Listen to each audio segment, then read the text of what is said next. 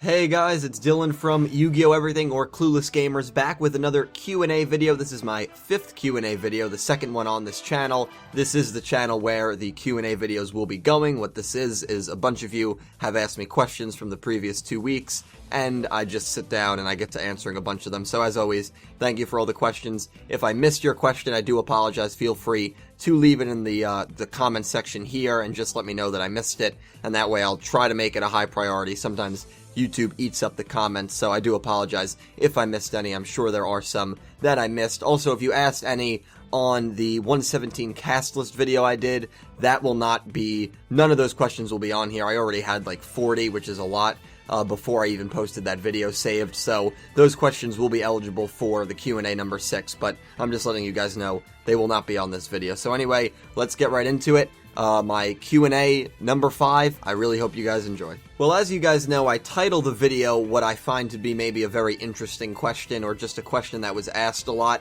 and so this title of the video has to do with Yu-Gi-Oh! And Pokemon. Junior RC, hey Dylan, in your opinion, why is Pokemon a much bigger franchise than Yu-Gi-Oh! In 2016? Is it really because of the games or something else? If so, what would you do if you were Konami? What mechanics would you introduce so that your Yu-Gi-Oh! Game would reach a worldwide audience like the Pokemon games? At last, in comparing the peak of the Yu-Gi-Oh! Franchise, the end of Duel Monsters, beginning of GX, what went wrong with Yu-Gi-Oh! Due to the fall in popularity compared to the other animes of the 2000s, like Pokemon or Dragon Ball Z? Is it because of the constant change in pro tags and cast, as well as the introduction of the white and black cards, very often referred to by casual and nostalgic fans? Sorry for so many questions. Keep up the good work. I'm really happy that you didn't give up on the Q&As. Well, thank you, Junior RC. And a similar question was asked by Dwayne Johnson. Do you think a Yu-Gi-Oh! Go would work? And I feel like this is a good time to address the comparisons between Yu-Gi-Oh! And Pokemon, only because right now Pokemon X, Y, and Z, I know it's coming to an end.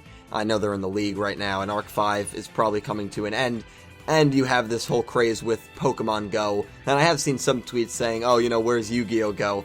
But, you know, I guess I'll answer these questions on what I think the big difference is. And Junior RC, you say, is it because of the games? And I think it absolutely is because of the games. Another reason why I think Pokemon is a much more mainstream franchise than Yu-Gi-Oh! Is because of the change in protagonists. You have so many nostalgic Yu-Gi-Oh! Fans who only watch Duel Monsters comment on everything Yu-Gi-Oh! Related. If the Yu-Gi-Oh! Official YouTube channel will post like a, you know, Yuya character profile or the Arc 5 opening theme in the English dub, I mean, so many of the comments are just, oh, it's a shame Yu-Gi-Oh! Went to crap, I miss the old Yu-Gi-Oh!, you know, referring to Duel Monsters, and these are people that probably have not watched Yu-Gi-Oh! Since Duel Monsters. I mean, I doubt these are the people that have given GX, 5D, Zexal, and even Arc 5 a fair chance, so they really don't have a right to say, but they're fans who do believe that they are correct in that regard, and that Yu-Gi-Oh! Went to crap after Duel Monsters. The truth is, Duel Monsters, as ever Yu-Gi-Oh! Series, had its issues, and I'm not sure we should hold it on a high peak, but, you know, that's a discussion for another day. I do believe that Pokemon, one protagonist. Satoshi, Ash Ketchum, Dragon Ball Z, one protagonist. If I am correct, I hope I am correct. I'm pretty sure I'm correct. I'm not. Dragon Ball Z is one of those animes that I really did not pay much attention to, and I still don't pay attention to. So I'm sure there will be people that burn me in the comments for that. Actually, Junior RC is someone who burned me for not watching Dragon Ball Z a while ago, so I'm sure people will burn me in the comments for that. I know that was a huge anime. I never really got into it. But I think it's tough for fans and another thing with Yu-Gi-Oh! Is the mechanics have changed a lot, but Pokemon's mechanics have changed a lot as well. You have all these mega evolutions now, and I know to the old school fans, that can be a little overwhelming, but you have this nostalgia from Pokemon Blue and Pokemon Yellow and these video games that sold 30 million copies. Yu-Gi-Oh! Never had something that sold 30 million copies, especially their video games. Their video games get criticized by a lot of even, you know, Yu-Gi-Oh! Fans. I mean, I liked Millennium Duelist and Legacy of the Duelists, but it had issues. It wasn't a mainstream game like these handheld Pokemon games that sold, again, 50 million copies. And I think that's just analyzing the first gen sales. I mean, we've had now 5 gens, 6 gens. It's just a formula that worked beautifully. Now, in terms of the anime, here's a very interesting thing. The Yu-Gi-Oh! Anime between 2014 and 2015, I believe, it might be 2015 and 2016, actually outsold the Pokemon anime, which shows that the Yu-Gi-Oh! Anime is just as popular, if not more popular, than the Pokemon anime. You'll see net profit it didn't gain as much as Pokemon, and that's because I'm just imagining Yu-Gi-Oh! Probably costs more to make due to the animation. That's just my opinion on it. That's the only thing I can kind of make sense. But another issue is, like, look at this picture right here. When I went on vacation for the past week, I went to a mall with a few of my friends that I was with. We went into Hot Topic, and they had this really awesome hat. They had this hat, and I ended up getting it, and I was looking for anything Yu-Gi-Oh! In the back, they had Fairy Tail shirts. They had Tokyo Ghoul, Pokemon, Dragon Ball, One Piece, Naruto. They had all these animes, and they had no Yu-Gi-Oh! Yu-Gi-Oh! I don't even think Yu-Gi-Oh! Sells, like, t-shirts on their websites or anything, which I don't know why you wouldn't try to brand that stuff. I'm sure there's a lot of people who would go in and they'd see, you know, a Tem or Yu-Gi-Moto on a shirt that just says King of Games, and it's like, oh, I'm getting this. If they had anything Yu-Gi-Oh! A hat, anything, they would have had my money. Instead, $20 goes to the Pokemon franchise, because I think it's a cool hat. I like the whole Japanese writing on it, and you know, I needed a new snapback anyway, but I mean, those are just, and that's just me, that's just one example. Yu-Gi-Oh! Has had a real issue, in my opinion, branding like Pokemon, and I think that's the number one concern. But you guys let me know, because this is the main topic. Obviously, answer as many of these as you want, but I think with how popular Pokemon Go is, this is kind of a prominent debate. A lot of people, though, would say that the Yu-Gi-Oh! Anime, because I've seen even Pokemon PokeTubers say the Yu-Gi-Oh! Anime probably is better than Pokemon, the Pokemon anime. And obviously, people will have their own opinions. There's always going to be people that prefer one to the other. But I think the Yu-Gi-Oh! Anime has more story there, it's got more darker elements, and that probably is because of the change in protagonists and the fresh change of scenery. At the same time, it's a double-edged sword, because even though, you know, maybe double-edged sword isn't the right analogy there, but even though you're keeping the story fresh with new characters and new gameplay elements, you're also driving away your initial fan base that maybe gets overwhelmed by it or just don't want to see new characters after they've already enjoyed the adventures of these ones. So that's the issue that Yu-Gi-Oh! Has had, in my opinion. The other question, will a Yu-Gi-Oh! Go work? I really don't think so. The reason Pokemon Go is so popular is not only because of the nostalgia, but because Yu-Gi-Oh!'s nostalgia has to do with, like, Yugi and Kaiba and Pegasus and Joey. It doesn't have to do with these Pokemon. Pokemon's nostalgia has to do with Squirtle and Bulbasaur and Pokemon that you can catch in the wild. Yu-Gi-Oh! You wouldn't be able to catch anything in the wild. You couldn't catch, you know, monsters in the wild. So I don't know how Yu-Gi-Oh! Go would work. It would be awesome if Konami developed a technology where you could do holograms and you could, like, go to Central Park and, like, have these huge 60-feet dragons fighting each other with, like, life point counters above you. That would be awesome, and I think if they did something like that, it would never happen, because that's way above anyone's heads right now and way above where technology is. I mean, real-life holograms. That would be incredible, and I think that would bring the Yu-Gi-Oh! Franchise, I think it would skyrocket it in terms of profits and popularity. But right now, according to these stats, the anime is not doing too bad in comparison to the Pokemon one, but I do think the change in protagonists and the video games really did lead Pokemon to being always on kind of a higher platform than Yu-Gi-Oh! But what do you guys think about this? Because this is a very interesting topic to me. So let me know in the comments down below if you agreed with the points I made, if there were some points that I missed, and just anything else you want to say. Akaba Reiji asks, I missed his question. So anyway, here's another fun question. Let's say you have the chance to be part of the Arc 5 universe. Which dimension would you be a part of? And depending on which dimension, which deck would you run? XZ's dimension, before the invasion, Synchro, Fusion, or Standard.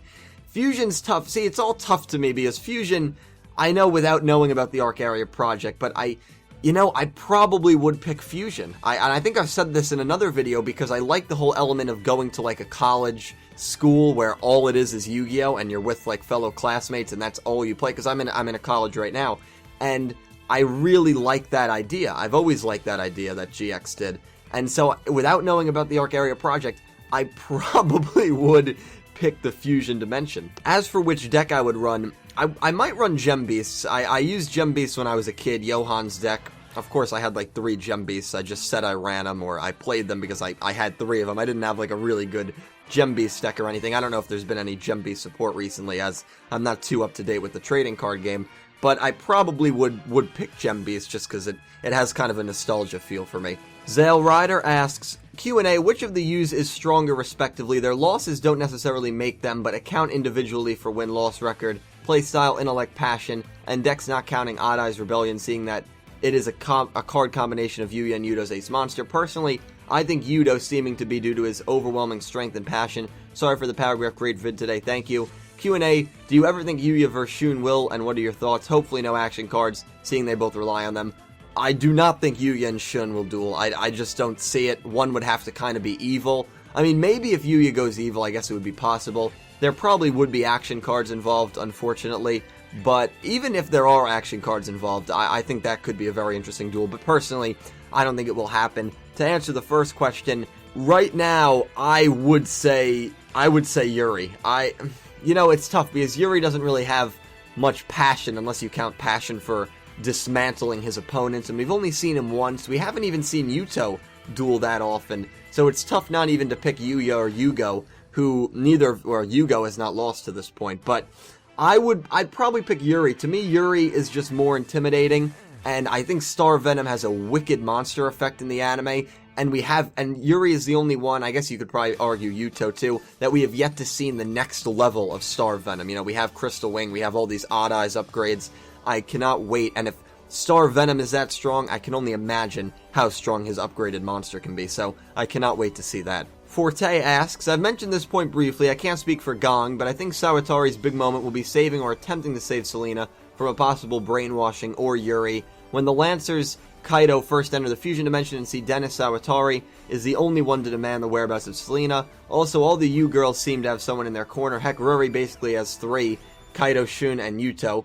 Girl popular, lol. Selena has really no one. I guess you could argue Reiji, but that was only because they were younger. The only one to show concern very recently is Sawatari. Yuya's main goal was reuniting Yuzu and his father. Now if Shingo duels a brainwashed Serena, I think he will probably win for this theory. If he duels Yuri, he will more than likely lose. However, his loss will probably aid Selena's escape or something of that nature. See, that would, thank you for the question, that is not a bad theory at all. And I kind of like that, where Shingo, he is, and I always say this, and some people have ripped me in the comments, like, you know, you shouldn't just look at win-loss records, but the truth is, if you've never won a one-on-one duel, I do kind of look at that, and I say, well, you know, next time they're going to duel, they don't really have much of a chance, because the writers haven't even given them a win earlier in the show, so it's fair not to look at win-loss record. Personally, though, I always have looked at win-loss record. That's just me personally. I think it would be a really good moment for Shingo if he helps Serena escape, and there's even kind of like a heart-to-heart moment between them, right as Yuri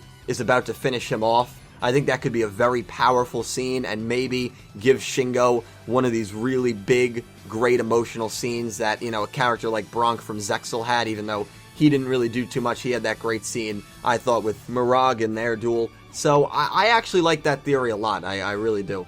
DBZ Gamer 2233 Q&A Jack vs Kite. Well, that would be a great duel. I don't think it will happen. We may not even see Jack the rest of the series, which would be kind of surprising considering all the cameoed characters are in action right now. But if I had to pick, I think I would pick Kite. I like Jack a lot, but he's already lost in this series. Kite hasn't, and Kite just, I feel, never loses. It would be a really good duel. Two very passionate duelists, and that's like a dream matchup for, I think, any fan. But even though I like Kite a bit more as a character, in my top 7 rivals, I ranked him 1 spot in front of Jack. I think they're both very great characters, but I would give the advantage to Kite here. But I'd love to hear your guys' thoughts on that, because that is really a dream duel, honestly. Sayaka Ishigo Kamashiro, Q&A, love your videos, and thanks for still doing the Q&A stuff. Very nice to have them answered by you and other people. Thank you. I've got 2, sorry so many. Do you think it's weird that the writers made Kaito to be against Fusion when he was the only one in Zexal to use that? I know I asked this one before, but I didn't get answered. Sorry I didn't answer it. It is kind of ironic. I didn't even realize that. There were no other characters that used Fusion in Zexal. I mean, maybe you're right about that, and I guess you are, because I can't really think of Fusion being used too often in Zexal. But, yeah, that is kind of weird. And, right, his ace monster was, I always thought it was weird that it was summoned through Fusion. I mean, not his ace, but one of his more powerful ones was summoned through Fusion. So it is kind of funny that they did that. I mean, in the grand scheme of things, it was always going to be XZs versus Fusion. It would be interesting if maybe he was like a pawn of Fusion and they kept him to his roots. Obviously, they wouldn't do that. It's Kaito. But that definitely is an interesting note. Number 2, the Guardians of the Sun and Moon are Apollo, who is a male named after the Greek sun god, and the other one is Diana, female named after the Roman moon goddess. Do you think they might have any relations with those two ninjas, Tsukikage or Kikage, or maybe someone else? And when do you think Shun will appear again? So this is tough for me, because I'm recording this. I just watched the live stream of episode 116, which I have to say, an amazing episode. I loved this episode. If you haven't watched it yet, you're in for a treat. Obviously, I'm waiting for subs to come out before I do the review, as I always do. So I don't think there is any relation here between Apollo, Diana, and the two ninjas. Would be interesting if there was, but I don't think there is. And Shun, I did the cast list analysis. This was obviously a week ago. We know he's going to appear in 117. Maybe he appears in the 116 preview.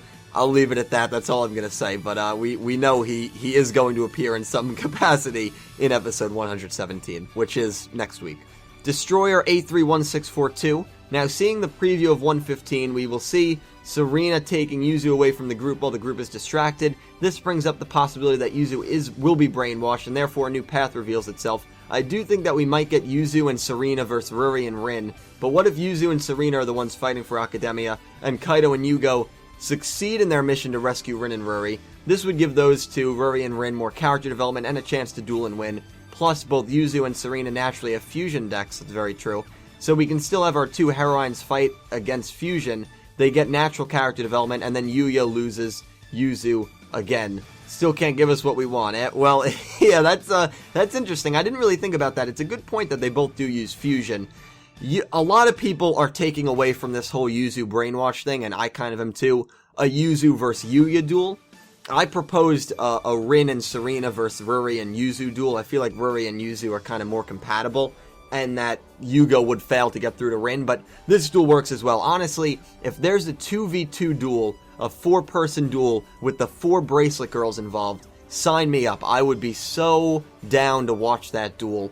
Yuzu and Serena, them fighting for Academia using fusion, it does make sense. Will Kaito and Shun and Yugioh get through to Ruri and Rin? That's the real question. I guess we'll find out soon, but right now the possibilities are endless, so I'm really hoping they don't kind of just stiff the 4 girls and give them nothing. I'd love to see a duel like this. Card Fight Hero 44, Q&A, how do you say Arc 5 will end?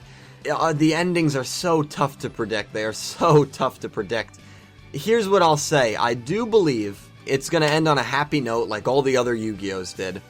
And I think it will end, they'll defeat Leo Akaba, the final villain will show himself, whether it's the Darkness and Yugioh or not, and then they'll go back to Standard. I think everyone will go back to Standard. Rin, Yugioh, Reiji, everyone. Yugioh will have his final duel against maybe Yusho, and he surpasses his father's entertainment style. Maybe Reiji, maybe Yuto, maybe Yuzu. I've seen so many different names thrown out, and I'd probably say Yusho's the front runner right now, but I've flip-flopped on that so many times.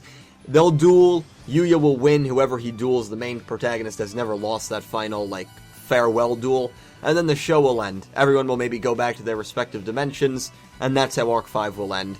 And it's gonna be sad, because this is the first show that I've watched live out of any Yu-Gi-Oh! So I'm really a lot more involved in this show than any other one. Not to say that I like this show more than any other one, but it's gonna be sad that it is ending soon, and the ending, it's just gonna be sad that it's over soon. Life Deather asks, have you played Arc 5 Tag Force Special on PSP? You can on an online simulator. You should play it if you haven't. I have not played it yet. I actually have two very exciting announcements for you guys that I cannot wait to say. 2 new video series that I want to do. And this might help me out in... Now, can someone answer, in Arc 5 Tag Force, is this the game where you can simulate 2 duelists versing each other? Like, you don't have to personally play. You can have Jack Atlas versus Kaito, let's just say, and they duel each other, and you can just sit back and watch.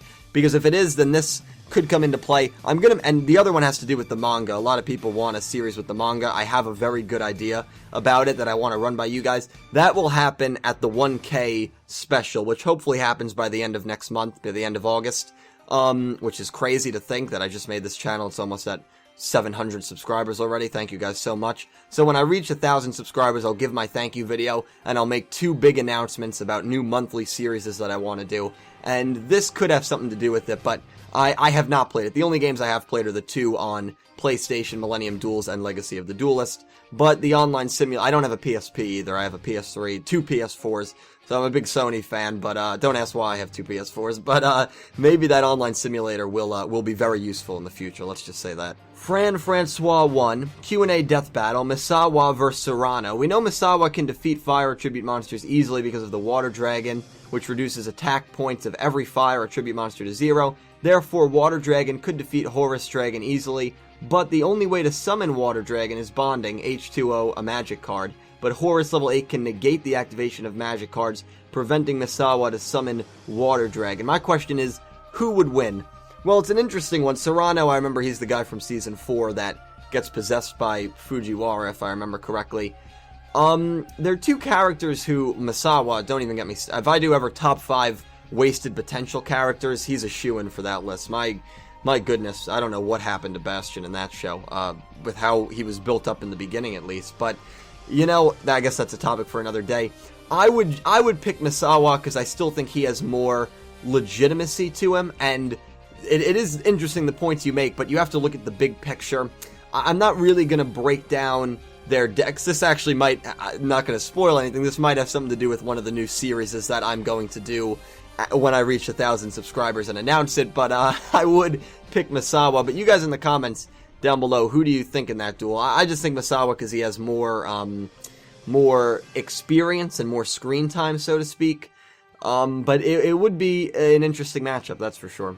Skylar asks, could Adrian Gecko make an appearance in Arc 5 in another dimension, aka whichever one that he rules, or did he die after he lost that duel to Yubel? I never really was sure.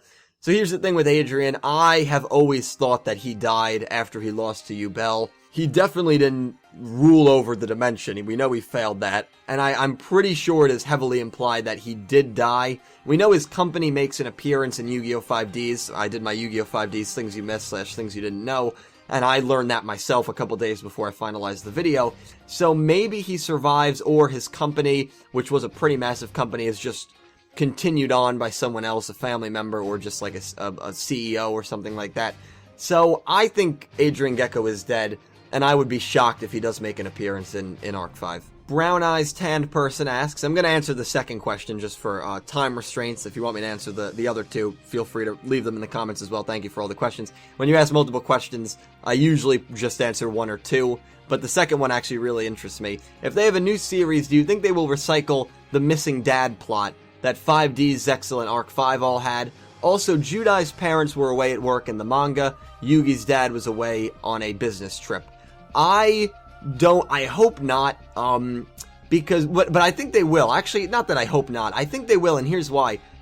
Duel Monsters and GX actually got a lot of criticism from some nutty parent group, I forget who, but they were like, oh, this show shows no parents, it just shows kids being irresponsible and traveling the world, and it's so unrealistic. You know, one of those crazy groups like that. I mean, people get offended over everything. And so Yu-Gi-Oh! Did come under a bit of heat for that, especially after GX, because there were no parents shown in Duel Monsters or GX, and that's when it was at its most popular. So they did get some heat for that, and I really think that's the reason we've seen parents more involved in 5Ds, Zexal, and Arc 5, especially Arc 5. I mean, we have Yugioh now traveling with the group.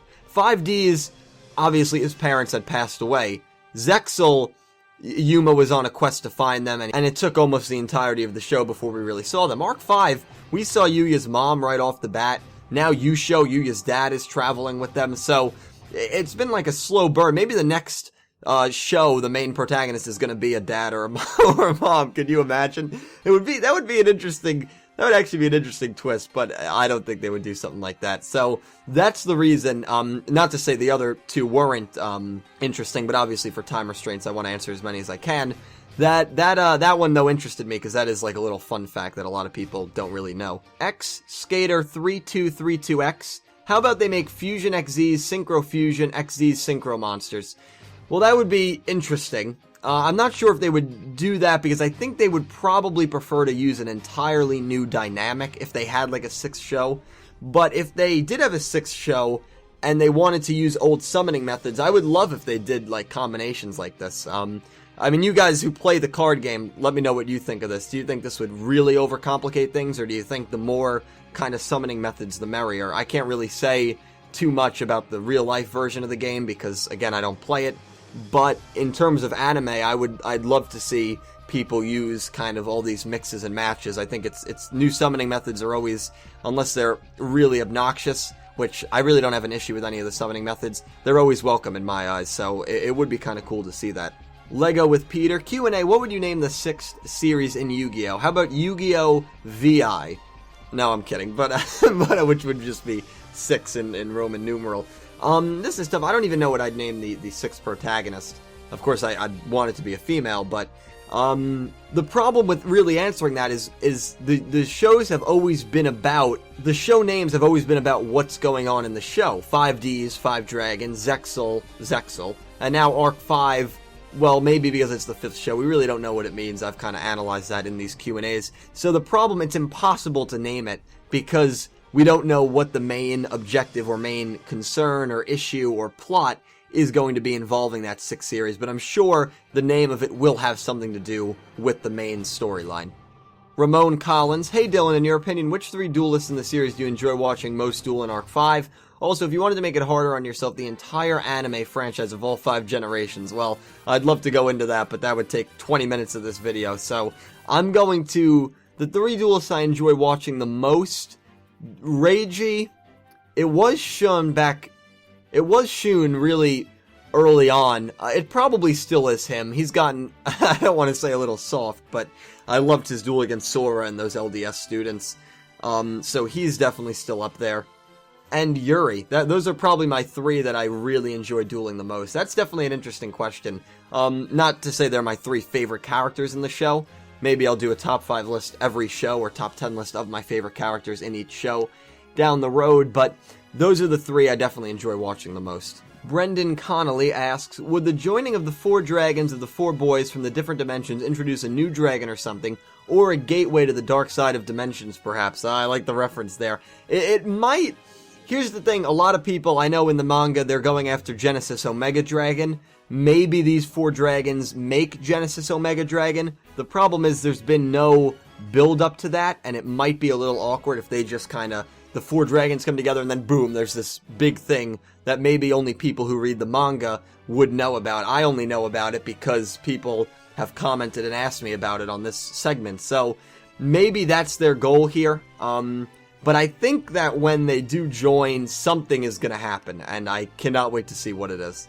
Darth Duck, I know the Seto Kaiba theory has gone past its best before date with only 30 or so episodes left, but it got me thinking of my own theory. Assuming Academia's goal is to fuse all the dimensions, perhaps Academia wants to capture 4 bracelet girls because the bracelets can stop Berserk mode. In true Kaiba fashion, they only need all 4, so they can't be used against them. that was good. It would be a cool reference to the first episode of Yu-Gi-Oh! Even if Kaiba doesn't appear, do you think this is plausible? Right, because he tore up the 4th dragon. that was a good reference. P.S. I love listening to these Q&As as podcasts. They make the hours I put into hunting shiny Pokemon enjoyable. Well, thank you. That really does mean a lot. And I have to say, all my friends have caught at least one shiny Pokemon, my brother included. I haven't played the more recent games. I have never even come across a shiny Pokemon, so I can only imagine how just grinding it is to catch a shiny Pokemon. So I'm glad you enjoy listening to these. To answer your question, it would be great, and I like the reference. We really just don't know what the Bracelet Girls are doing, or what their purpose is, and whether it has to do with Berserk mode, and why Yuzu's stopped Berserk mode, and why Serena's didn't. So there's just so many. Whenever someone asks me, I always say the same thing, and I feel bad, but there's just so many variables for me to give an opinion on it, because I really have no idea what the hell is going on. But it would be really cool if they did do something like that, and it was a reference to the first episode of Yu-Gi-Oh! The entire show. Kerbu97 asks, do you think Alito is really in love with Yuma? Some people thought he was bisexual or just gay. I love him. Who is your favorite duelist in LDS trio? Hokuto, Masumi, or Yaiba? And do you think we will see them join Lancers since episode 52 and save Hokuto, of course, and others? And do you prefer Baryons or Dark Signers? Well, there was a similar question about the whole Yuma thing by ScreeDog97. I guess it's a little different. Do you think that Yuma and Vector should have hooked up at the end of Zexal 2? Throughout Zexal, it really seemed like Yuma was in love with Vector Ray, especially in the dub. Vector's death scene in the English dub is definitely worth a look up if you haven't seen it. This is the kind of thing we really need to talk about right now because it is clearly very important to the future, to the future of Yu-Gi-Oh! Well, here's the thing, shipping, and there's more shipping questions, I think, later on in this segment. I'm indifferent on shipping. If you like shipping, great. If you don't like shipping, great. I personally, I'm just kind of a boring person where I try to analyze the factual things, and unless it's canon, which, unless it's, like, shown clearly to be something, then it's just kind of, you know, you can ship whoever you want, but to me, it's not legitimate unless it is canon. That's all I'm trying to say. So if you love shipping, that's great. If you don't love shipping, that's great. I'm very indifferent on it. But to answer the question, do I think Alito, or do I think Alito is really in love with Yuma? I don't think so, again, because it's not canon, so I don't want to make that assumption. And then I'll answer the Yuma Vector one. But who's your favorite in the LDS trio? I like Masumi a lot. I thought Masumi and Yuzu could have had a really great rivalry. And I thought they did, but I thought it could have been more. Like, how great would it have been if Masumi was in Fusion Dimension and they had this duel? I enjoyed the chemistry between those two, personally. And do I prefer Baryons or Dark Signers? Probably Baryons. I think Baryons had a little more personality, and they were kind of willingly doing everything, even though they were a little possessed. Even though I like the Dark Signers arc in 5Ds a lot. But, now that's a tough one. That is actually a really tough one on which one I prefer. But moving on to Scree Dogs, well, and here's why I don't think that they should have, and they didn't. First of all, I don't really think there was any romance between them. You know, there were two, especially Yuma. Yuma's a young kid, and so he's being friendly. I'm not sure if they were, you know, into each other. And again, I'm just looking at this from an analytical standpoint, but also from a world view. If they did something like that, where they've never shown anyone kissing, and I think the thing they did about kissing was the Dark Magician Girl and Cyrus from Yu-Gi-Oh! GX. I think that's the only kissing scene that there has ever been, and that was an innocent, fun little thing. Unless you want to say Aki and Yusei did, but if they did or didn't, it was off screen, so it's irrelevant to this. LGBT rights in Japan are actually really not that great. I'm pretty sure same-sex marriage is not legal in Japan. So for that company to do something like that, because remember, their primary audience is Japan. That's where the show is. So for them to do something like that where, you know, it would be two young boys kissing or hooking up, I think that would be extremely controversial, and I don't think it's a risk that they should have taken, and it's a risk that they obviously didn't take. And again, LGBT rights, not great in Japan. Obviously, it's worse in some other countries, but I just think that it shouldn't have happened. I don't think that it should have. I don't think there was much there, honestly, in terms of romance. I think the only canon romance was really Dextra's feelings towards Kaito, which I don't think that was mutual, but Dextra, we know from her duel against Tron that she did have romantic feelings towards Kaito, and I really think in terms of Zexal, that was the only thing that was really confirmed and canon. Spear MKW asked, do you think the cards used for summoning multiple monsters with different methods were written well? I really didn't like how Reiji and Rira's cards worked, and Sergei's were just barely okay to me.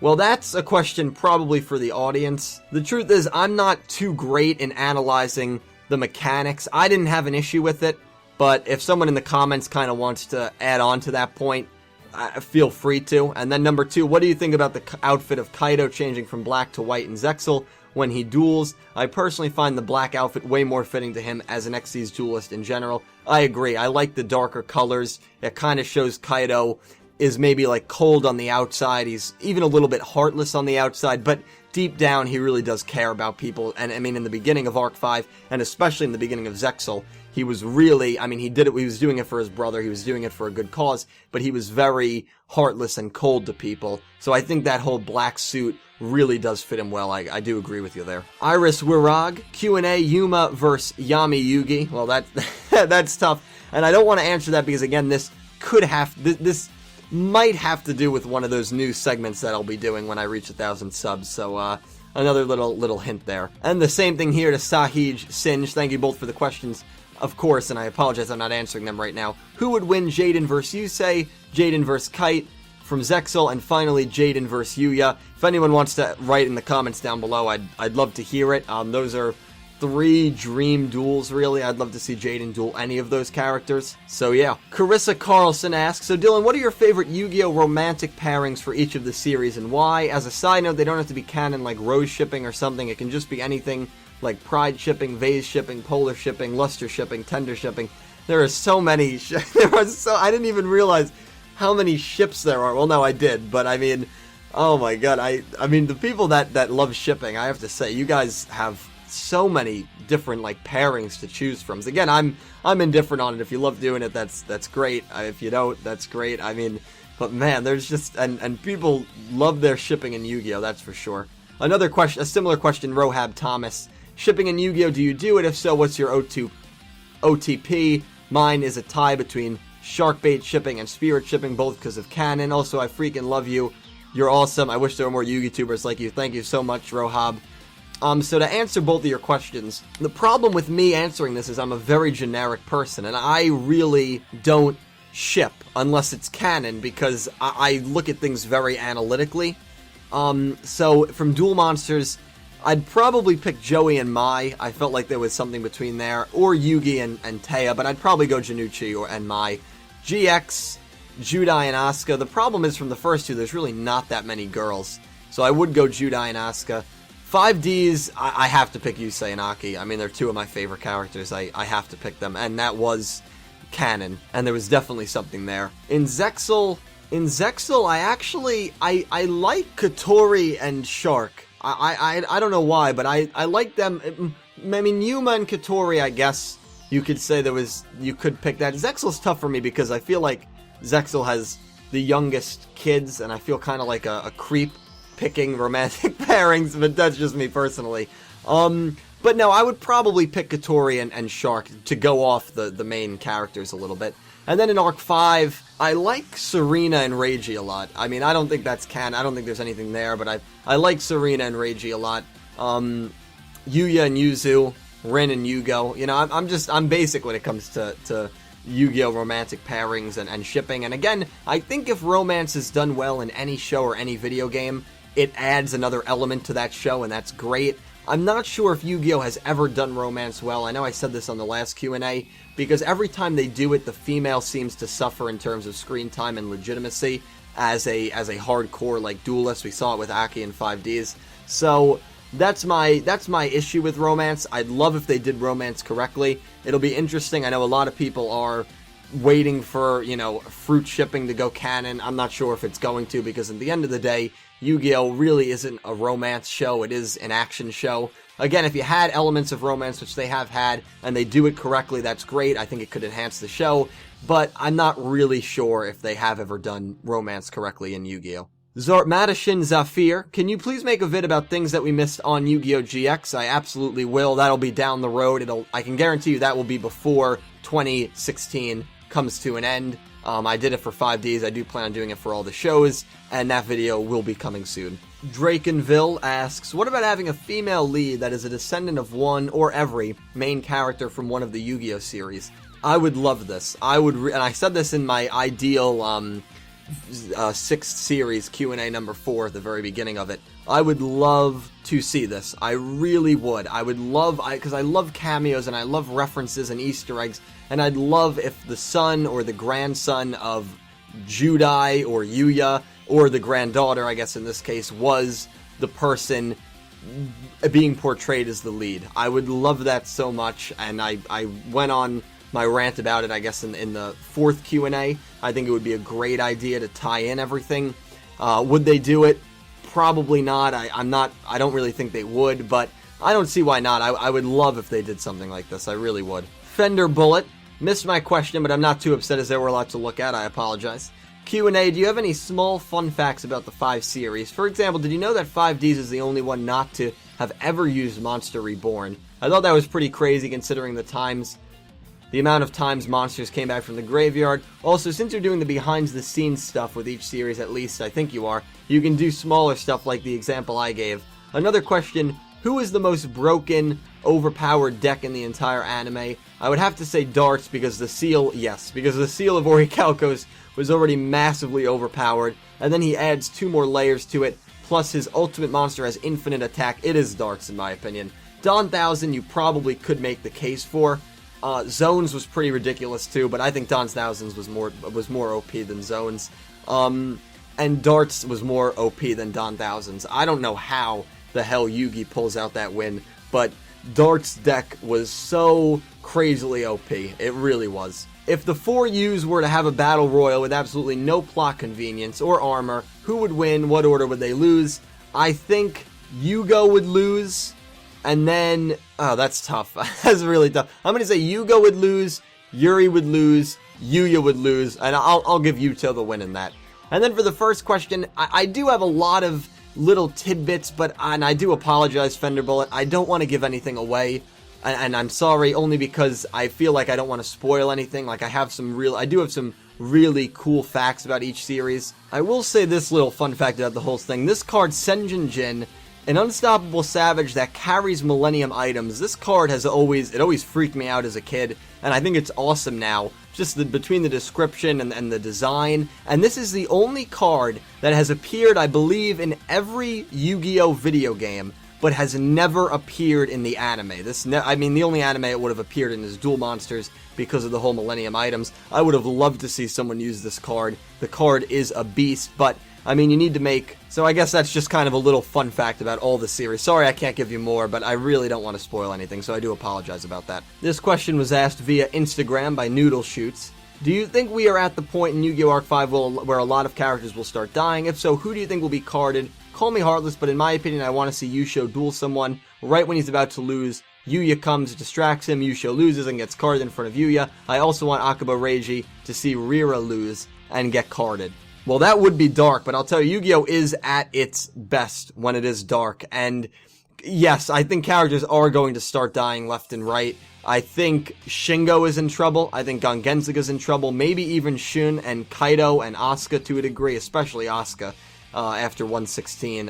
So I think that, and I think it's possible. Yugioh duels Leo Akaba, and he loses, and right before he gets carded, Yuya watches it and goes into Berserk. I think it's very possible because it seems like that duel is about to happen. So I think the show is going to get dark very soon. Yuri of the Fusion Dimension. What if the reason Yuri and Selena don't recognize each other is because their memories were erased? What if Yuri and Selena were best friends, but then the professor thought if they get any closer, this could get dangerous? So they separated them, erased their memories and any interaction between each other.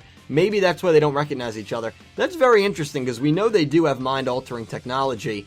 And it is weird that I actually like that theory a lot. What do you guys think about that theory? I like that theory a lot because we know everyone else is friends. Rin, Yugioh, Yuto, Ruri, Yuzu, Yuya. So it is weird that they're not friends and they don't even know each other. It could just be because they were separated forever and the professor knew to do that, or maybe it is because of something like this. I like this theory a lot, actually. Matthias Toy Bins, number 3. Do you think we'll see a 3-on-1 duel between Akiba Leo and Akiba Reiji, Yuya, and Yugioh in the final episode? I did a podcast a couple weeks ago with Legendary Duels where we discussed this. I don't think they would do a 3-on-1. I think Yuya and Reiji versus Leo is very possible. But I don't think Yugioh would be involved in that duel. But it is possible. But personally, right now, I think Akiba Leo will duel Reiji and Yuya in a 2-on-1 duel. Percy Fowler, what about a movie with Yugi, Judai, Yusei, Yuma, and Yuya like Bonds Beyond Time? Well, here's my thoughts on it. That's a lot of characters. And if you have 5 characters that have to duel against someone, the movie's going to have to be 4 hours long. So here's what I'm thinking. If they do a 6th show, why not make a movie with Yuya, Yuma, and whoever the 6th main character is, like they did with the first 3. I think that would be pretty cool, and maybe that's an idea that's on the table. What do you guys think about that idea? Would you... Because I think Yuya and Yuma would get along. Do you think that would be a good idea to do a movie with the last 3 protagonists like they did with the first 3? CM Pang 2000, do you think that the other counterparts will use different ways of summoning, like Yugioh uses Fusion and Yuri Pendulum? Well, that's cool to think. I would love to see Yuri use Pendulum, actually, and maybe it is possible because we know Academia, well, no, they don't really do it, they just know about it. Dennis only has it because of, yeah, it's probably not possible, actually, but I don't think Yugioh would use Fusion. You know what, probably not, actually. They're probably just going to be set in their ways. Maybe Yuto would use not Fusion, maybe Yuto would use Pendulum. I could see that if he leaves Yuya, but other than that, I'm not quite sure. Dan Kuso asks, when will Yuri and Sora show up? Well, this was asked before we saw Sora in 115.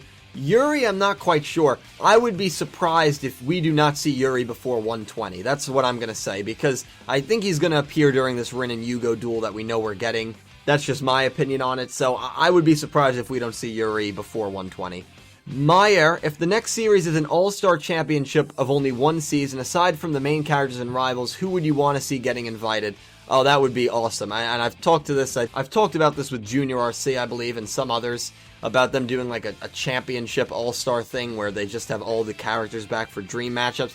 Well, I'd like to see the main females get invited. I would like to see that. Even the main female duelists, so like from Duel Monsters, don't bring back Anzu, who's not going to duel. Bring back My Valentine as well. In Zexal, bring back Katori and Rio. I'd like to see that. And what about the villains? I'd love to see like Yami Marek, Yami Bakura, Darkness, Divine, Don Thousand. I think that would be awesome to see. So I think you could have, or maybe just do like a 64-person tournament and just invite whoever the hell you want. I think it would be awesome, but it would never happen. There would be, I don't see what storyline they could do with that, but I would love if they did something like that. Sahij Singh, do you think Jaden will ever return in Yu-Gi-Oh? Maybe in a movie or a new series? Where do you rank him on your best duelists? Thank you. I rank Jaden probably top 10. I might make a list at some point, so I don't want to give it away, but he's definitely in the top 10. Do I think he'll ever return? Probably not, and it saddens me to say that. I'm not sure if any of the main characters will return. I'd love if he did, but unless they do a new movie, I don't really see it happening. But thank you for the question. This was a question asked on Twitter by Mitesh Mystery. How did you came to Yu-Gi-Oh? Do you think a duel between Kaito and Yuri or Reiji vs. Yuri will happen or not? Well, I really hope so. And how did I get into Yu-Gi-Oh? I watched it as I've really been into it my whole life. I watched it so long ago. I took a pretty long break from it, actually an extremely long break. And then I saw it was back on Netflix, so I watched the first 2 seasons dubbed. That's all they had. And then I went on Hulu, I watched the rest. And then I was like, oh man, that sucks that it's over. And I was like, you know what, I'll move on to GX. I'll see how that is. Love GX. Season 4, that's how I watched it in sub, because I was like, I'm not going to have it end. I watched all dub until then. Went back, watched all of GX in sub. Then I watched 5Ds. I started in the dub, and then I realized about halfway through they didn't get through the dub as well. So I watched what I could, and then I went back, watched the whole thing in subs, and then Zexal did pretty much the same thing. And that's really how I got into it, and I gotta say that I love it. I really do. Back to those dream duels, I would love to see Reiji versus Yuri, but I think Yuri's going to duel Yugioh and Yuya. Maybe one of the girls, too. I don't think we're going to see either of those duels, but I would love to see either one of those. Well, guys, that about wraps it up. Thank you so much for watching. I really, really hope you enjoyed. Subscribe for more Yu-Gi-Oh! Videos. My Arc 5 Episode 116 review will be out tonight or Monday. Can't wait for that. Can't wait to hear your thoughts on that. Answer any of these questions that you want. Leave any questions down below that you want me to answer, and I'll get to answering them in the next video. I do this every other Sunday. As always, if you're still here, again, as always, I'm giving you a standing ovation like I always do. So thank you guys. It just really means a lot to me that some of you guys will sit through 55 minutes of me rambling on, and even that you guys ask me these questions because you want to hear my opinion on them. I cannot say how much that means to me. So again, for the 5th time in the last 20 seconds, thank you, and I will see you guys later. Thank you so much for watching.